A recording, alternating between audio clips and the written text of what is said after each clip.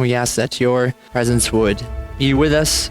Father, we open ourselves to your Spirit, knowing that you will lay us bare, and that, though it might be uncomfortable, is where we're supposed to be if we seek after you. So Father, give us clean hands, give us a pure hearts. Speak your words through me, and I pray that what might be said may be beneficial. In Yeshua's name.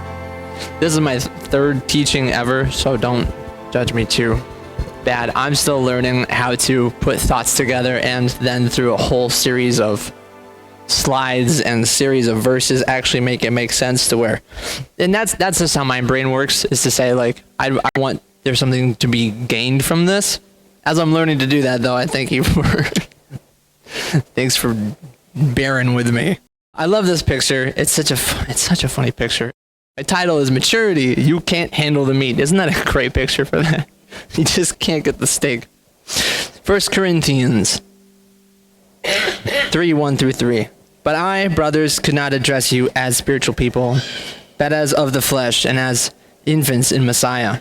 I fed you with milk, not solid food, for you were not ready for it. And even now we're not ready, for you are still of the flesh. For while there is jealousy and strife among you, are you not of the flesh, behaving only in a human way? You can't handle the meat of the word, or they couldn't. They wouldn't understand. And as the Hebrew of writers says, therefore let us leave the elementary doctrine of Messiah and go on to maturity, not laying again a foundation of repentance from dead works and of faith toward God. And may we not be the same, unable to handle the mature need of the word. It's easy to climb on that high horse, right? And look down on those who dealt with petty squabbles, especially when you're thinking back in old biblical times. You're like, whoa, they had all of this going on, and we're this much farther ahead. And now, look at us. We're so great in our modern age and everything. But I would say that we have the same problems, don't we? My father-in-law repeats often, the lust of the flesh, the lust of the eyes, and the boastful pride of life. Here we are in the modern era, but it's just a new paint job on the same old car. Kind of like Kamala Harris. Okay. There is a time and a place to discuss our differences. But think about how quickly we do fall into the trap of, I'm of Paul, I'm of Apollos, well, I'm of City on a Hill. I keep the true feasts. It's always there. It's always a thing to miss the point for a hill to die on. That's something that we shouldn't be dying on. Woe to you, scribes and Pharisees, hypocrites! For you tithe mint and dill and cumin and have neglected the weightier matters of the law, justice and mercy and faithfulness. These you ought to have done without neglecting the others. Our actions and inactions, what we get right and what we get wrong, have consequences. And so I'll try to exhort those who are at the point of being called to maturity with this. You have no time to waste, because it's fair to say that the Corinthians should have known better. They should have been able to understand. Why should I mature? Why should I seek out maturity or growth?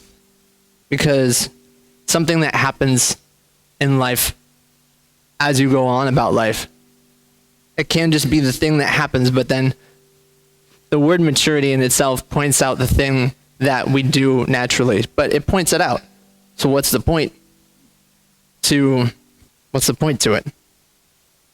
What's the relevance of this to my life? What is maturity? I would say maturity is a state of mind that is more developed in how it comprehensively approaches or looks at a situation or life in general. This makes sense to me because it's not simply years lived. I know plenty of people who have experience, good and bad, and have no real world wisdom to give, simply because they haven't learned from their experiences. I don't remember who it was, but there was a motivational speaker I heard one time say, you can have 40 years of experience, or you can have 1 year of experience 40 times. And that's a terrifying thought to me. So a state of mind that seems fairly plausible. We go through plenty of transformations in life, so why not assume, or at least hope, that some of these transformations, if not most, would take us in the right direction. So my question, how can I process this idea out of maturity and what that looks like, both in my life, that corresponds to, or that is principled in what everybody can understand? What embodies a state of maturity? What are the elements, you could say, that exude a state of maturity? So I have a little list. I don't remember what that's from. A mindset of fortitude and longevity, not of the here and now. And if you disagree with me on any of these, please, I'd love to. That's something that I'm learning. I, as everybody else, had to have things right and like to know that I have things right.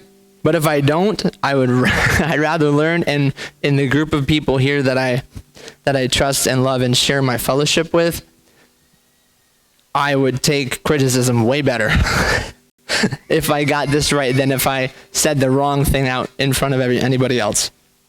A growing holistic view of humanity and not a narrow-mindedness. The thought here in some ways is kind of, it's really easy to just narrow in on yourself because we all have our own problems, but maturity, at least, or someone who exudes the aspects of being more mature, does have a, hey, I know you're going through something and I'm going through something, but that doesn't affect me, or I'm not going to take this personally because I know you're going through something.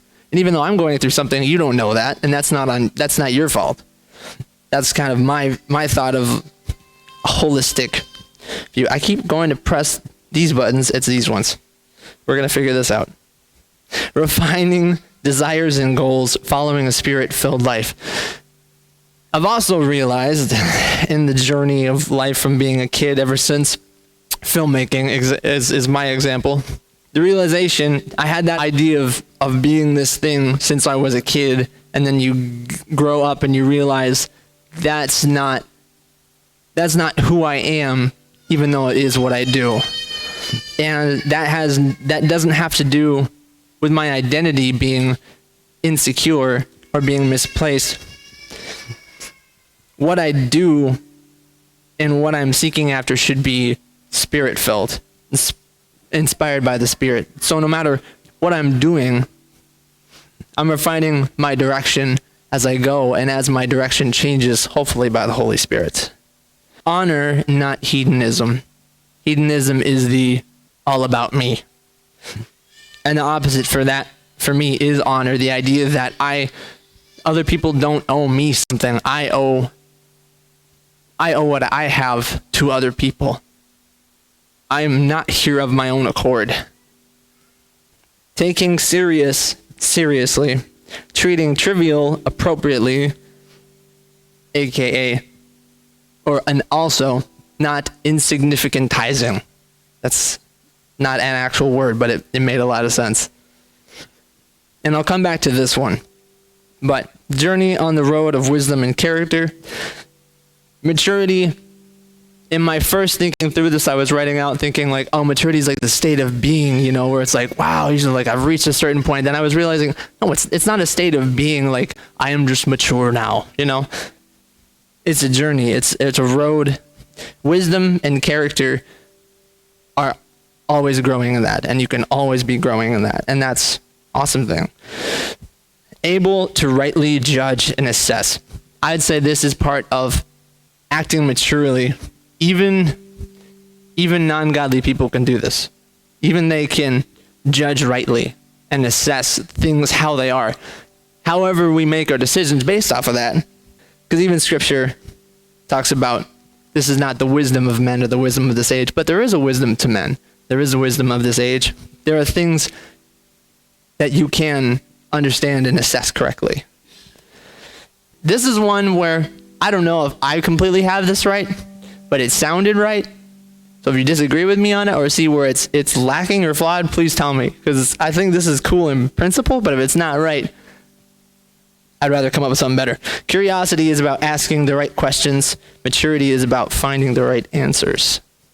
What maturity is not? Maturity is not innocence. Now, we could discuss at length why this is, but I think it's globally understood. That's why there's such a protection, such an emphasis on the protection of children, because they don't have the growth to understand or make decisions that a fully functioning adult brain can make. It's also why the left wants to get at kids so bad, because if you can teach them perverse things before they can judge right from wrong, then you can have a generation that eats evil wholesale as right. Maturity is not just experience. I used to think that I needed experience to become mature or to be well put together. I don't believe that anymore, because pain does not mean growth. Pain is a breaking down. The breakdown of your world does not mean that your world is better or worse. It's broken down, and that does hurt, but that doesn't make it better or worse. The pieces, parts of that broken down world are yours to construct based on how you think the world works now. If you've ever been hurt deeply by a loved one, you might rightly assess that loved ones can hurt you, but wrongfully then construct your worldview to put little to no trust in your loved ones, because if they hurt you once before, they can do it again, and you're not going to let that happen. That's not maturity. I believe healed pain is growth. Scar tissue is a tougher skin than normal. That was a random thought that I just had in the last couple of days, but that is an interesting thought, where it's harder to cut through skin that's already been cut through before, because it grew to know this can happen, and I'm going to prepare for it next time. Maturity will not save you. I've definitely had this idea before. If I mature, then I'll just know how to deal with my problems.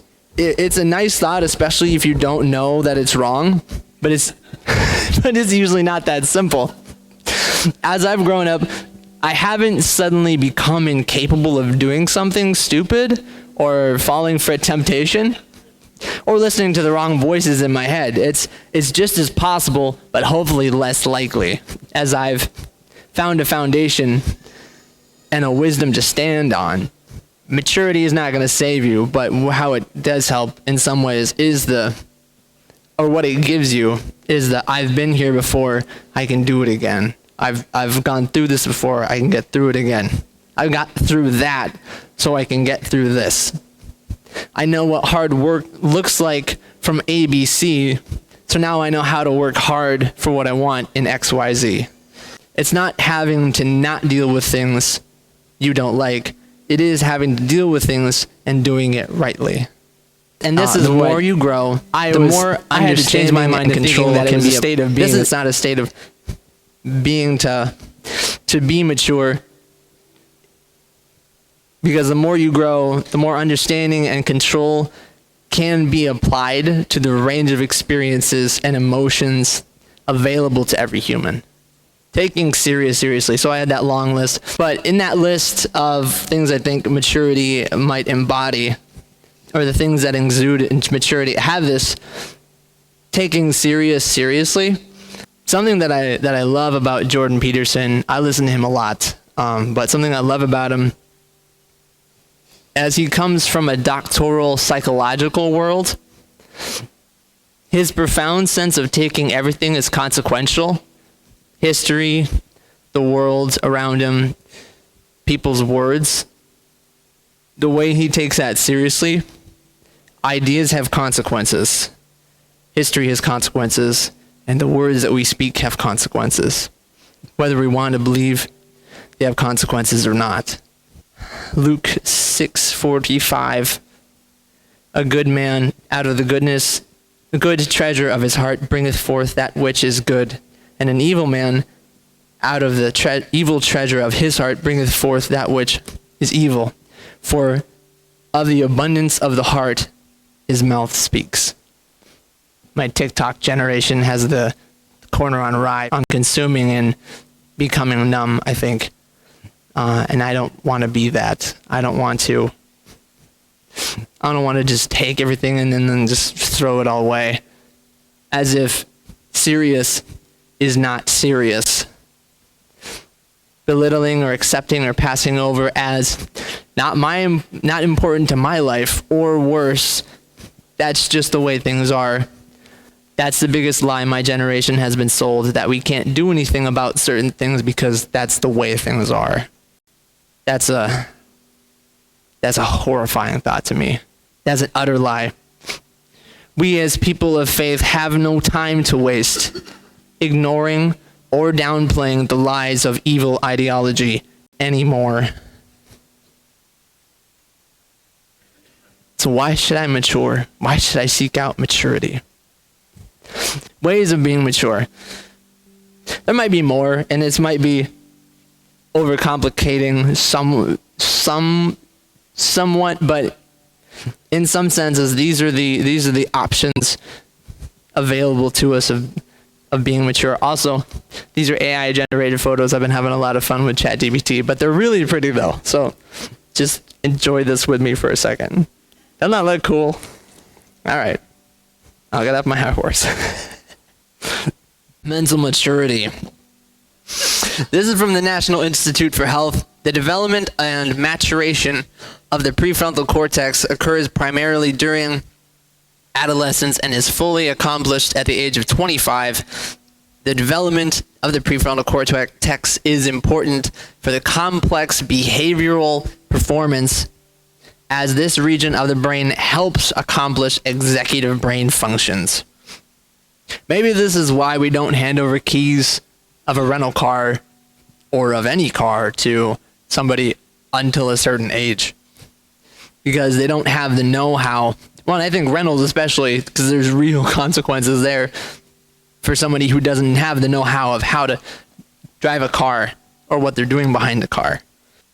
Proverbs 22:3, the prudent sees the evil and hides himself, but the naive go on and are punished for it. What might we learn from this verse? I think the takeaway for me is maturity is saying no. The saying no side. The I see what's coming and I know myself. If you know yourself, you know when you're being tempted, congratulations. Now you have the ability to walk away before you get yourself in too deep. Remember though, your being is not all encompassed by a force field of maturity. It's still your choice. 1 Corinthians, again, 10:13. No temptation has overtaken you that is not common to man. But God is faithful, and he will not let you be tempted beyond your ability, but with the temptation also provide a way of escape, that you may endure it. Maturity is not your strength to overcome tempting thoughts. Your strength to overcome tempting thoughts is your maturity. Use it, grow in it, become strong, because we don't have time to waste. This is a wide conversation, at least in my head. I don't know about you guys. I've thought about this one a lot over the past couple years. But here's where I want to go with emotional maturity. The phrase unequally yoked isn't actually in my Bible. It might be in certain translations, but my NASB says it's do not be bound with an unbeliever. But I do like the phrase unequally yoked better, because I've learned the hard way that faith or my belief system is not the only thing you can be unequally yoked in. There was once two girls and one woman. Girl number one argued, had problems with both of her parents. Girl two butted heads with her mother, and the woman had given up on finding someone to share her life with. Along came two boys and one man. Boy one barely knew how to talk to girls. Boy two had an ear for listening, but had no backbone to stand on his own 2 feet, and the man was struggling to find his way in life. Boy number one and girl number one met and fell in love. girl number 2 and boy number 2 met and fell in love. Same thing with them, man and woman. The question is what happened.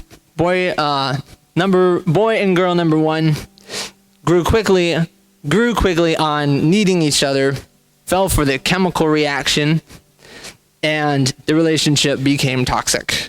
The girl needed a savior, and the boy couldn't say no, but he had the wherewithal to listen to God and parents and broke it off before he committed his whole life to girl 1.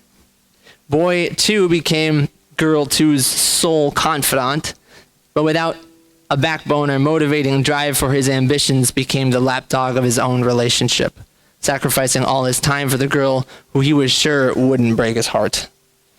And as different desires appeared, she found he would never be the man that she wanted for herself, and so she dumped him.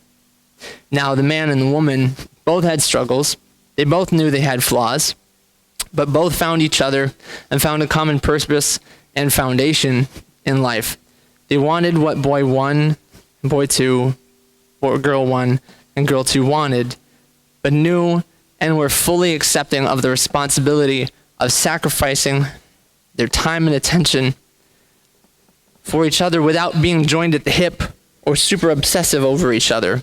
And the man and woman reached what the other 4 couldn't reach. But that's my story of the last 9 years in some ways, to where I finally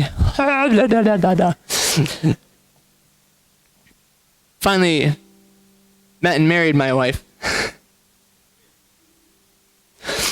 But to me, that's how I've broken it down in my mind, and I think to me it's beneficial. The difference between these versions of me is the clarity and maturity, and truthfully, the emotional maturity of knowing and accepting the circumstances of the relationship that I was entering. We all come with baggage. Doesn't matter your circumstances, doesn't matter who your parents were, doesn't matter what your situation was growing up. We all come with baggage. The difference emotionally is your foundation on who you're putting that on. For me, when it finally came to me and Cassie, it was not a matter of I need somebody to put this burden on because I can't bear it. It was, no, I know who I am in my Savior, and now I can take somebody else's burden as we build a life together. Physical maturity. I don't have to say much on this. Adolescence kicks in. I will say, though, physique and raw physical ability are important to me. First off, because I want my body to be able to do what I need it to do when I need it to do it. The example to me is if I randomly need to help move a car off of someone's foot, for example. I can't say give me 3 months to work on my squat so I can help you better right now. It's right now. And you can't go back and redo something, and putting yourself through. The second aspect, I think, of physical maturity is physical comprehension teaches something about work ethic. 1 Corinthians, it comes back a lot to 1 Corinthians. I'm just realizing how simple he had to kind of break things down for the Corinthians, and 1 Corinthians would be like, hey, here's the bait, I'm going to spell some of this out for you. 1 Corinthians 15:44 through 47. If there is a physical body, there is also a spiritual body. Thus it is written, the first man, Adam, became a living being. The last Adam became a life-giving spirit. The spiritual did not come first, but the natural. And after that, the spiritual.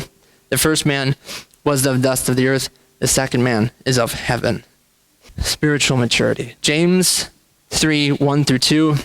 Let not many of you become teachers, my brethren, knowing that as such, we will incur a stricter judgment. For we all stumble in many ways. If anyone does not stumble, he is a perfect man, able to bridle the whole body as well. Now, my thought is that the naive would say, I'll just never teach, and thereby I will never be accountable. Yeah, I guess my thought to that is good luck. I told myself I would never teach, and Mr. Schwartz has a way about him of saying, hey, you should do this. Does anybody remember Mr. Schwartz's teaching on spiritual gifts? You just had to go and do that. My two top spiritual gifts were of faith and then exhortation. Neither one is terribly comfortable to necessarily live. Not that any spiritual gift is comfortable to live in, but in some ways, charity would be easier to me than exhortation and like you're doing this wrong. Well, because that means I got to look at myself first, and I don't always feel like I should be up here. But that doesn't mean I'm not going to be up here in some ways. But the spiritual maturity is not accumulated in not taking a position so as to not be accountable to anything, but rather finding true stances and positions and holding fast to those as best we might, as often as we're tested, so that when we are judged, we may be found as faithful servants. You're going to teach. Someone, somewhere, at some point, is going to look up to you. That's not for you to decide. But what you have control over is how you act now and who you wish to become by your actions right now. So again, I ask, because my mind comes back to this, I want in my own mind for it to be clear. I want to know why I should mature. So I want the question to be throughout. Why should I mature? Why should I seek growth? What is the relevance to my life?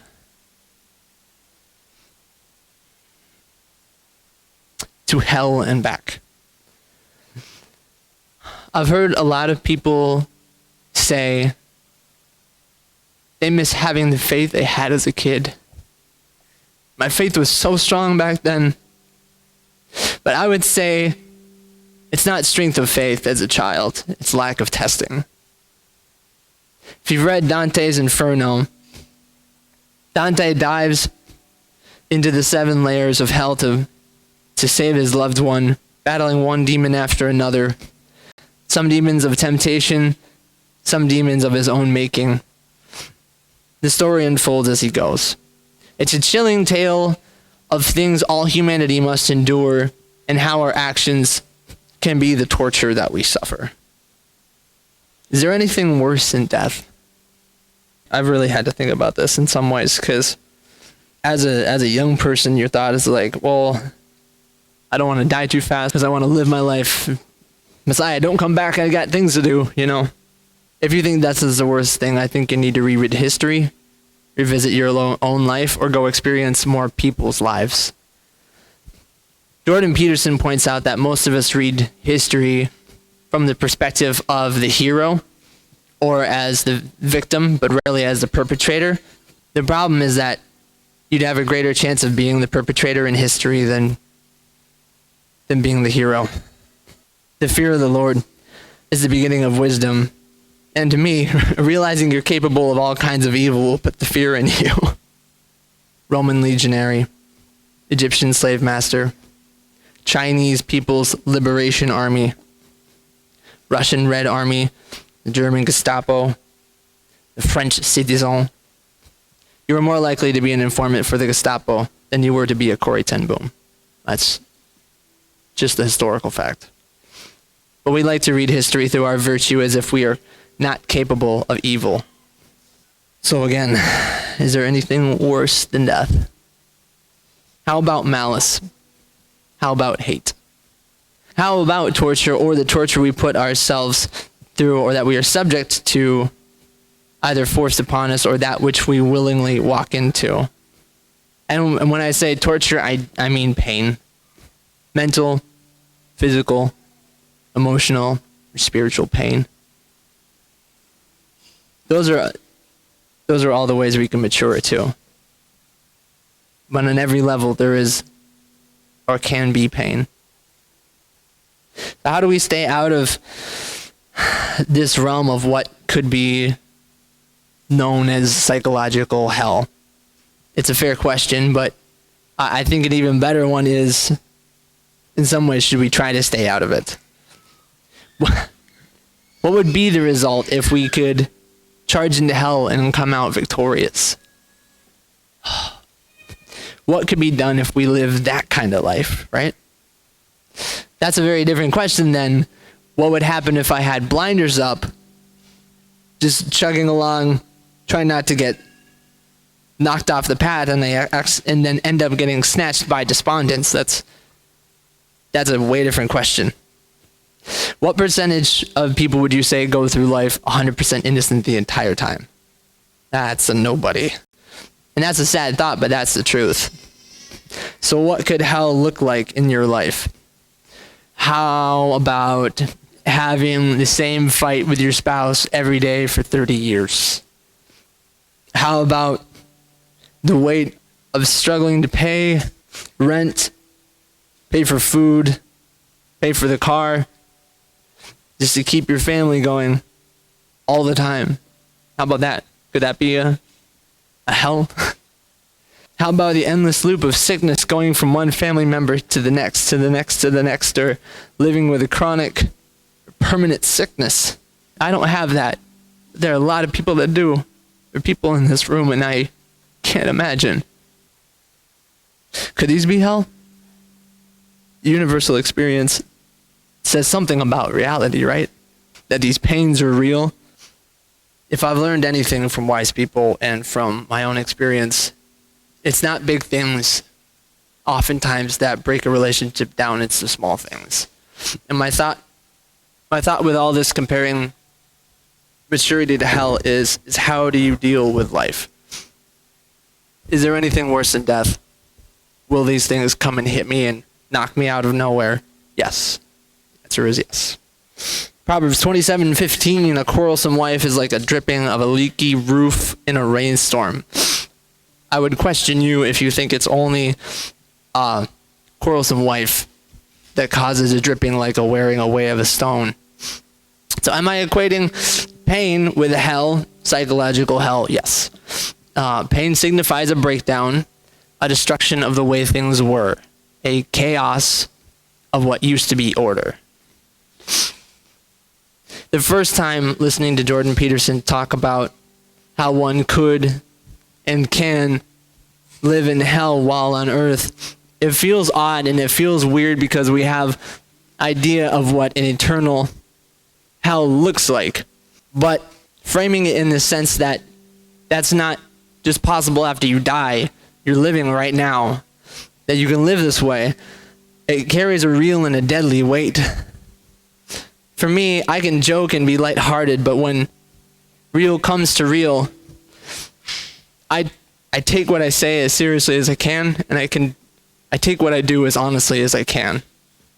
That's the taking seriously. Or in the words of my favorite artist, if I told you I respect you, I didn't say it loosely. I don't throw those words around. That's just not how I do things. So why should I mature? Why should I seek out maturity? How does this help me? Well, we all go through it. There's only one reason why I would pick up a 40-pound dumbbell, and it's so that I can do it the next time, or pick up more weight the next time. And it seems ridiculous that I put myself through pain and torment only to put myself through worse pain and torment later, yet exercising and working out are considered to be healthy. That's the mix of my mind, where it's like you put yourself through pain to get better. Maturing, that's the sense of physical, mental, emotional, and if those all teaches the spiritual something, spiritual maturity, subjecting your body to its very own breakdown, it can be a beneficial thing for yourself. It can be dangerous, but when done right, it is typically of greater benefit to your health than if you had never done it. Subjecting yourself to a certain type of pain in working out, that's where my mind goes because it's important to me. Subjecting your body to be broken down is going to be of a greater benefit than if I had never done it and left everything alone. Like, well, my world hasn't broken yet, so why, my muscles don't hurt now, so why make them hurt? Well, it's so like when I need them, they're not going to hurt worse, and I'm not going to do something to myself. Seems to me to be a couple ways to go through life. You just live in your life, you do good when you can, and I'm going to call it the beast of existence finds you. And to me, the outgrowth of that are the people that need a sermon every week on the Jesus has got you, Jesus understands you sermons.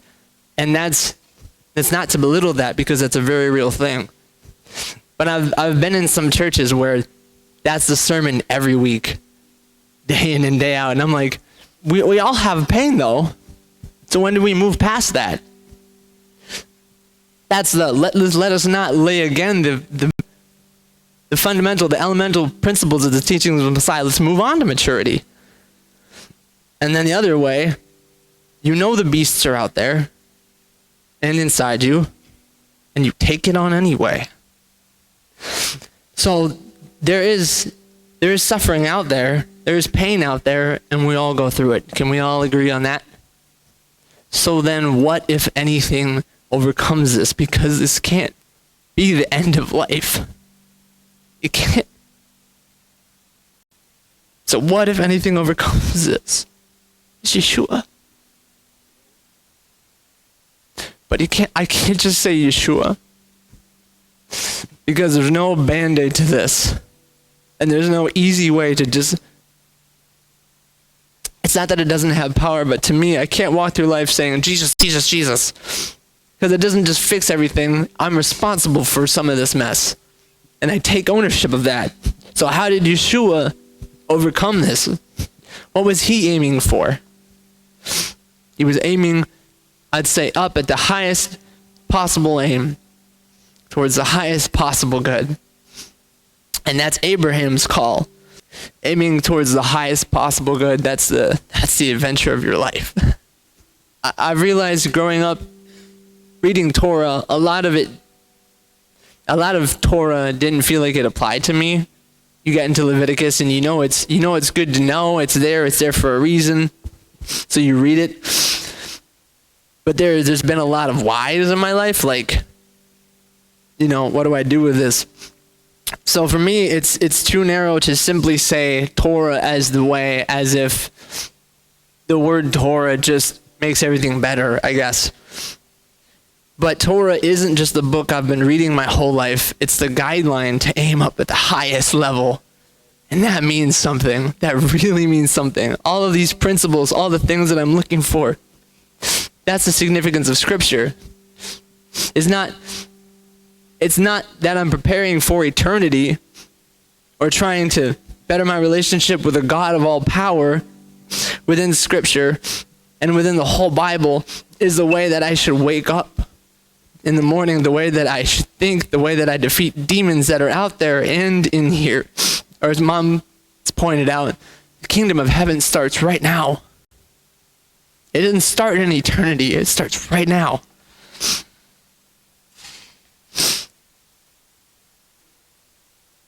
Or to pivot to a more heavy plea to all of you, Yeshua provides the antidote that none of us could attain on our own, but that doesn't absolve us from aiming after his aim. If anything now, we're more responsible to hold to the standard and aim at his aim if we claim to follow him at the very least. I'm sure many of you have heard this quote, but Dwight L. Moody said, "The world has yet to see what God can do with a man fully consecrated to him. By God's help, I aim to be that man." I love listening to Jordan Peterson because he'll just have a conversation back and forth with himself. And you can realize his thought isn't just coming straight out of his mouth. He's thought through everything.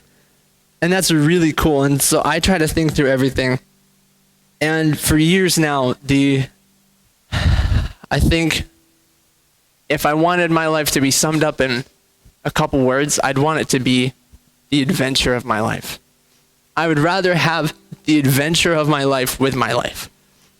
There was just one Sabbath I was trying to think through this, and so I just had a conversation with myself, and I was writing it down because I wanted to remember all this and share it, what that could start to look like, the adventure of your life. So the highest possibility of goodness and virtue of any ideal calls Abraham to to come out of comfort, out of his hedonistic safety, and away. And if the highest possibility of goodness and virtue, God calls you to something, it must be of worth or a greater value than what you had before. Right? Does that make sense? So how do you walk the adventure of your life?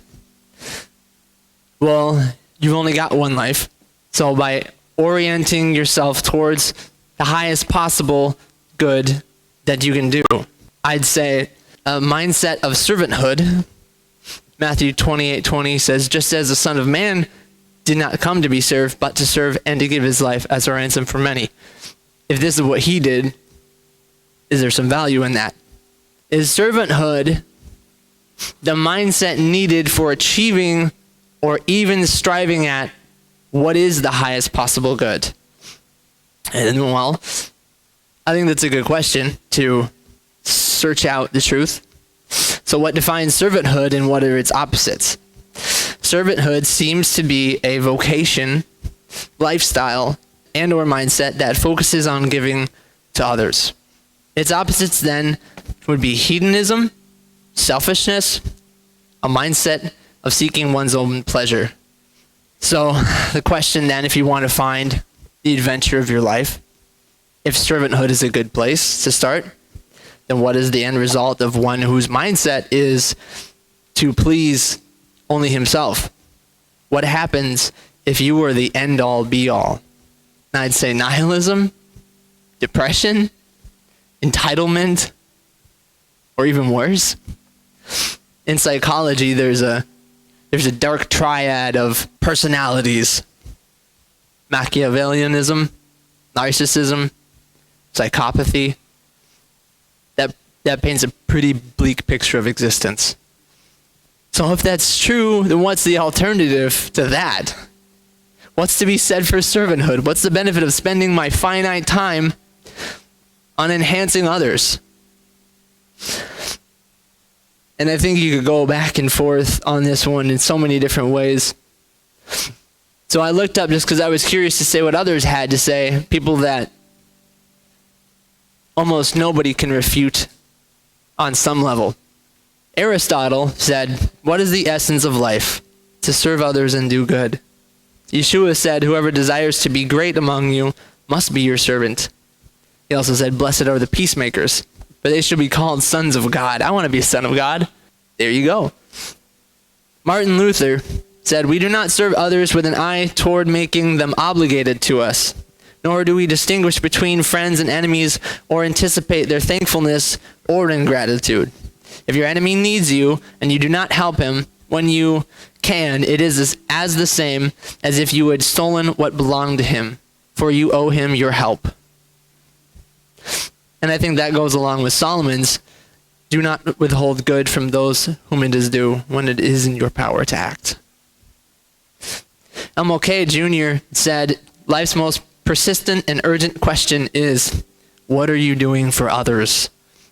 And Charles Dickens said, no one is useless in this world who lightens the burdens of another. Or to quote National Treasure, people don't talk that way anymore, Ben. No, but they think that way. How many people do you think know that Israel treated Yahya Sinwar for brain cancer and healed him, only for him to turn around and instigate October 7th? Would they have done that if they knew what he was planning? And I'd say yes.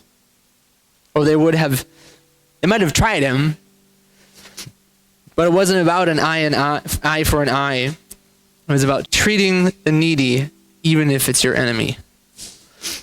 It behooves us as servants of the Most High to voluntarily take on the burden that is existence, as Messiah did his entire life, not just when he was on the cross.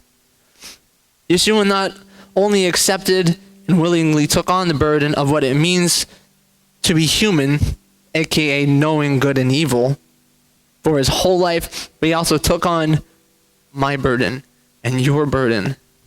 So throughout the rest of your life, all of the pain, all the suffering, and all the weight that you carry from knowing good and evil. Yeshua not only felt that, but lived out that exact burden, and the burden of 30 trillion other people. Talk about a weight. That's why John had his cross turned upside down. It's not because they both didn't die. They both died. We all die. But John knew he did not do what Messiah did. He couldn't take on like that. The picture of a perfect physique, of years of hard work, or think of a flag on top of the highest mountain from decades of training, or think of a stunning piece of art painted for 30 hours without sleeping.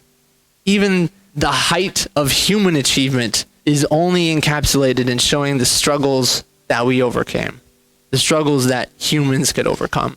That's incredible to me. When you realize all of this doesn't just happen up here. Humans can do amazing things, but that's only to show what we overcame. And that's incredible to me. Strength and depth of character. The thought to me the picture that came into my head was, we had a tree in the front yard. It's a beautiful pine tree, and I didn't realize how beautiful it was till after all the circumstances, but it was green all year round. It was healthy. And then one day there was a windstorm that was so bad. I've never seen trees bending like that. It's incredible. And this beautiful pine tree that was healthy and growing and producing and picturesque got knocked over by this wind. I mean, the thing was like, 40, 50 feet tall? It was massive. And just thankfully it didn't fall on the house, because it definitely would have if it was going the right direction.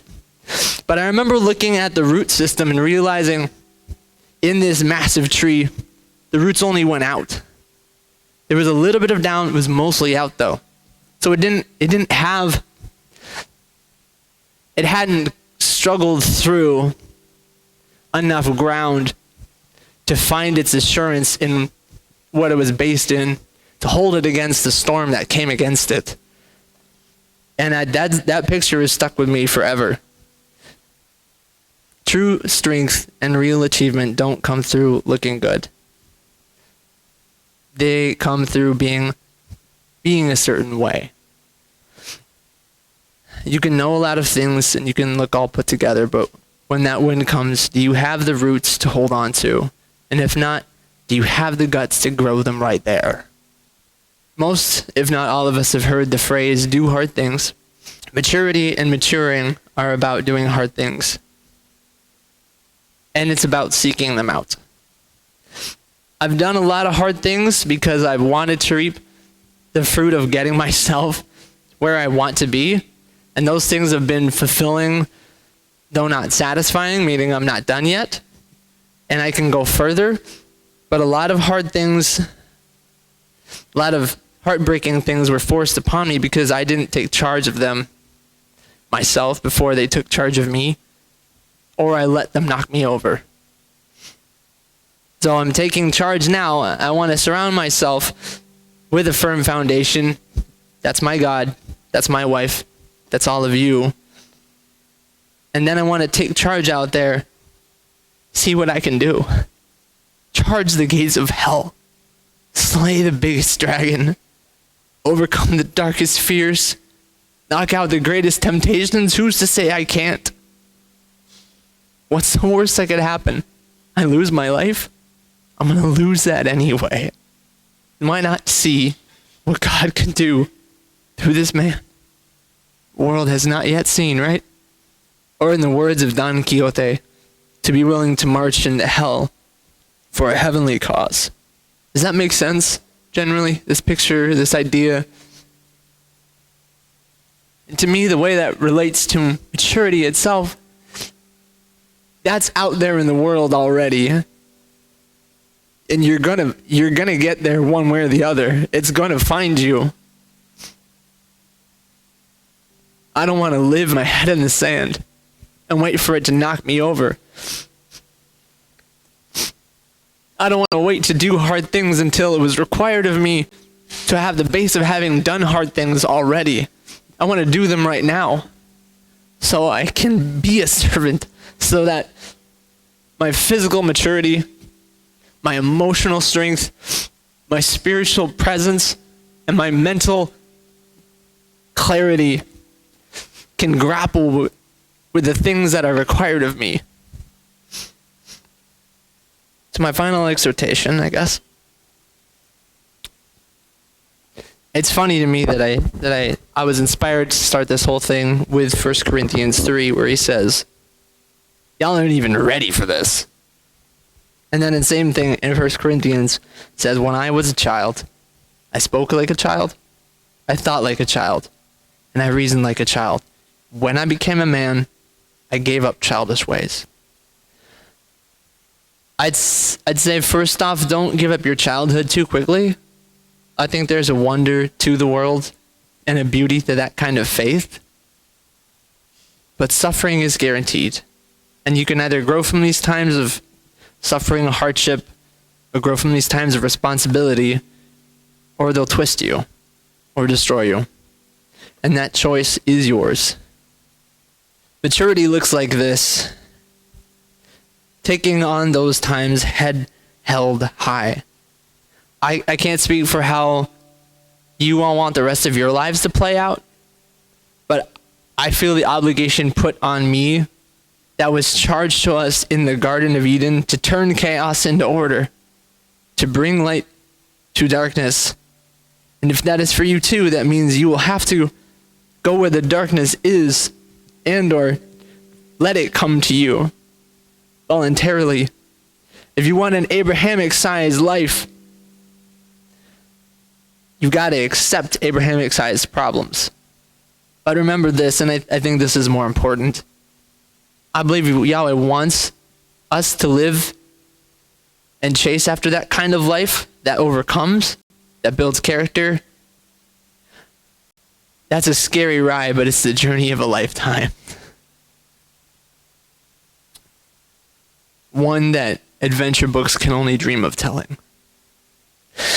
Maturity is not being where you shouldn't be, not giving up too fast.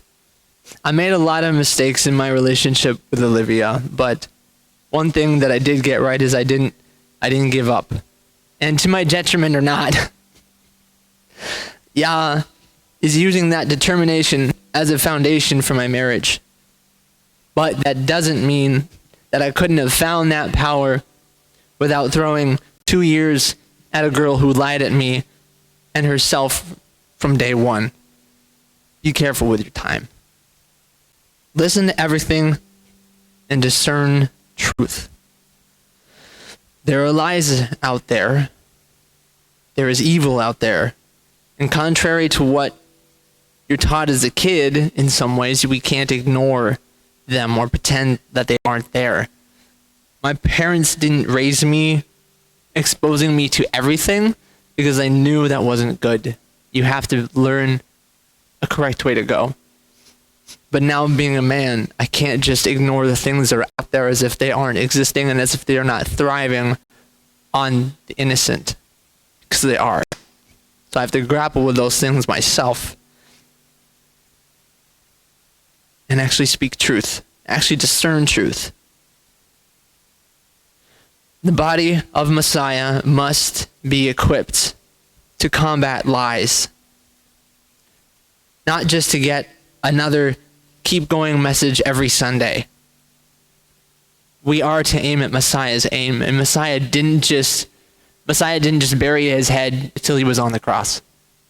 His whole life was this. His whole life was not just casting off darkness, but teaching truth. We are to aim at Messiah's aim, and we are to do greater things than he did. That wasn't just for the apostles. And finally, we are to do hard things. I'm not great at this myself, but if you want to see Yah's glory, sometimes you have to get up off the couch and go where you know he's going. Go where you know people need him. Because after today, his spirit won't be here. It'll be out there searching the hearts of men. And if we're not in front of men, we have no way of knowing what's in their hearts. Exhort you all to not seek maturity, but to live a life that is mature. That's the point at the end of all this, is to live life intentionally. But I think there's more you can say on it to draw out that point. Because motivational sayings are nice, but it's beneficial to me to actually break things down and say, what's the consequences to all this? And how am I taking this seriously? As you get older, it gets harder to remember things. So my wife got me some Sudoku puzzle. Have you ever heard of that before? Oh, yeah. Okay, so it's a whole book. It's like this thick, right?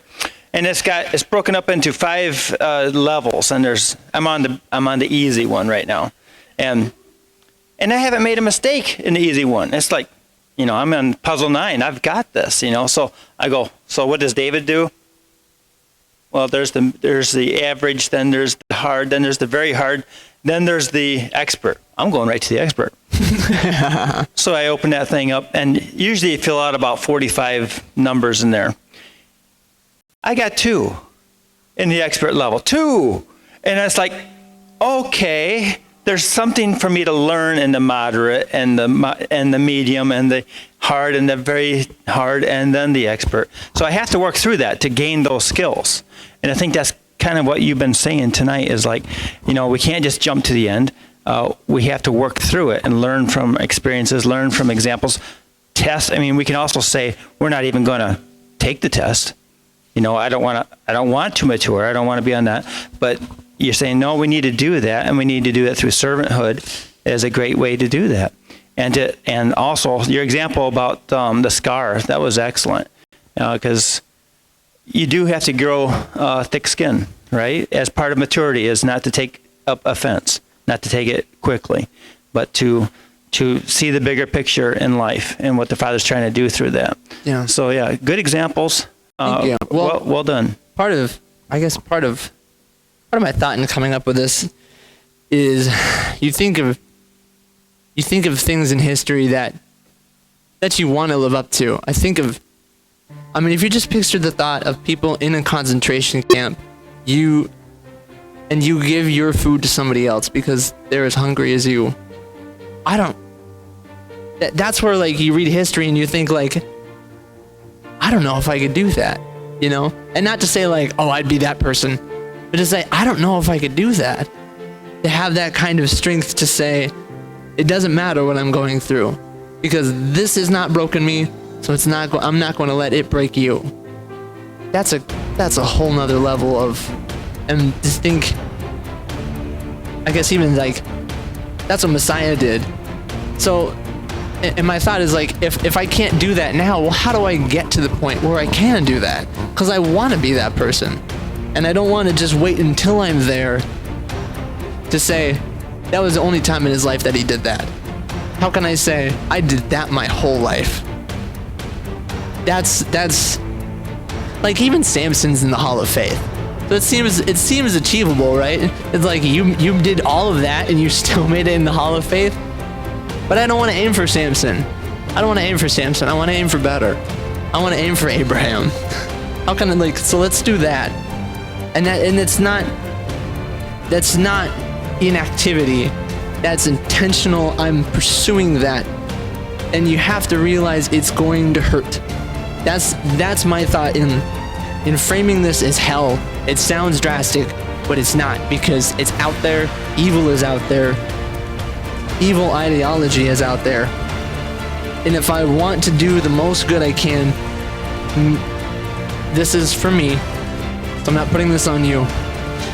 But seeing all of the things that are being pushed out there right now, especially with the election coming up, it's on my heart to call it out. And that's scary, because that has real consequences to my life. It could have real consequences to my life, my family's life, in what I say and who I say it in front of. But if I want to be a person that could say this here and mean this, then I have to be willing to say it in front of those that will not like it. Because It's not about the 99. It's about the one that's not here.